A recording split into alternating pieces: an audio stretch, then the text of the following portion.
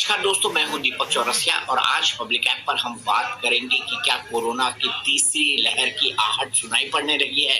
ऐसा हम कुछ डाटा के साथ कह रहे हैं। ये डाटा पिछले 48 घंटों का है। जो 48 घंटे हाल ही में आपने देखे हैं, उन 48 घंटों का एनालिसिस मैं कर रहा हूं। शुक्रवार देर शाम तक के आंकड़े मैं आपके सामने रख रहा हूं। लेकिन इस बीच एक अच्छी खबर ये है कि अगर आपने कोविशील्ड वैक्सीन लगाई है तो उसके गैप की जो अवधि थी, जिसको लगभग 84 दिन या 3 महीने कहा गया था, उसको फिर से 4 से 8 हफ्ते पर विचार करने के लिए कहा जा रहा है।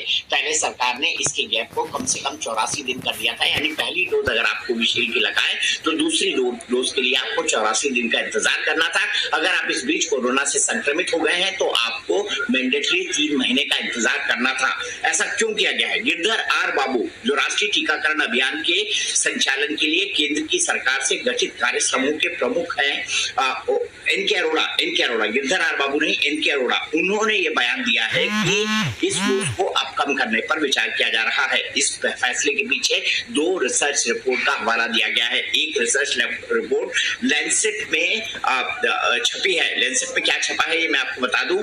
तीसरे चरण के ट्रायल में जब कोविशील्ड की दूसरी डोज 6 हफ्ते के भीतर दी गई तो यह 55.1% प्रभावशाली साबित हुई। लेकिन ये गैप बढ़ाकर 12 हफ्ते और इससे ज्यादा किया गया तो ये वैक्सीन 81.3 असरदार साबित हो गई। दूसरी स्टडी कोविशील्ड बनाने वाली कंपनी एस्ट्राजेनेका ने की थी, जिसमें कहा गया था कि मार्च 2021 में यूके के लोगों पर तीसरे चरण का ट्रायल किया गया था। ट्रायल में 2 डोज के बीच 4 हफ्ते का गैप रखा गया तो 76% इसका असर देखा गया।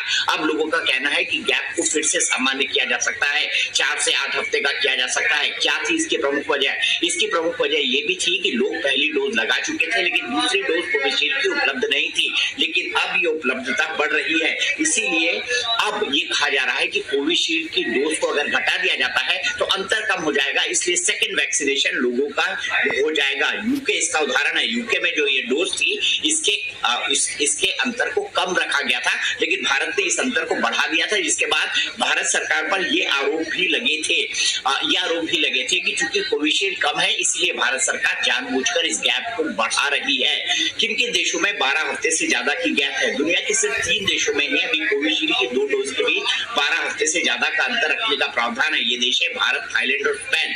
डेल्टा वेरिएंट का क्या है? द लैंसेट में प्रकाशित एक हालिया स्टडी में कहा गया है कि ये डेल्टा वेरिएंट से संक्रमित मरीजों में अस्पताल दर जाने की ज्यादा है। युवा और समृद्ध लोगों में विशेष तौर पर देखा गया है। स्टडी कहती है कि कोविशील्ड की 2 डोज लेने पर कोरोना वायरस के संक्रमण का खतरा घट जाता है और डेल्टा वेरिएंट से संक्रमित मरीजों में अस्पताल जाने की भी दर कम हो जाती है। यानी अगर आप डेल्टा वेरिएंट से परेशान है तो कोविशील्ड आपको कम से कम जान बचानी पड़े इस हालत तक नहीं पहुंचने देगी। लेकिन इस बीच एक नई स्टडी सामने आई है जिसको मैं पढ़ रहा हूं।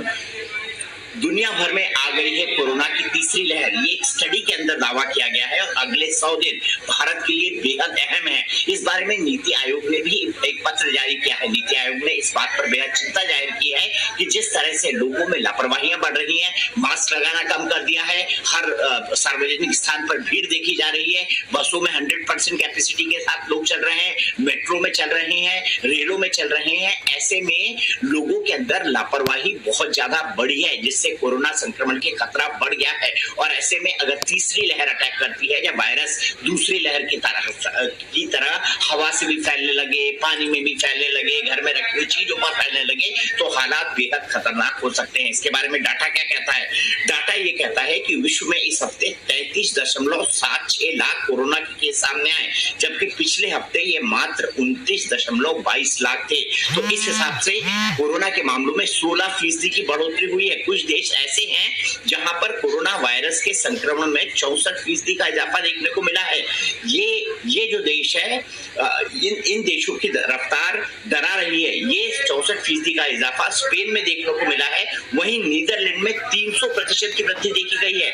दक्षिण अफ्रीका में 50% मामले बढ़े हैं। इंडोनेशिया, बांग्लादेश और थाईलैंड में एक ही बार में अचानक मामले तेजी से बढ़े हैं।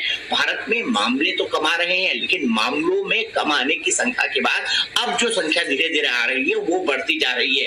लापरवाही की बात मैंने आपसे कही और मैं आपको ये भी बता दूं कि पिछले 5 दिनों के अंदर भारत के अंदर क्या आंकड़ा रहा है।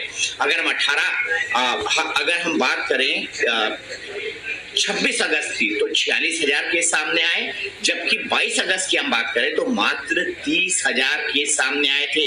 तो केरल में सबसे ज्यादा संक्रमण की दर है, वहां पर 31,000 से भी ज्यादा मामले आए हैं। केरल कंपैरेटिवली बहुत छोटा स्टेट है और केरल के जो आंकड़े हैं वो भी डरा रहे हैं और ये सब बता रहे हैं कहीं ये तीसरी लहर की दस्तक तो नहीं, क्योंकि दूसरी लहर भी केरल और साउथ के राज्यों से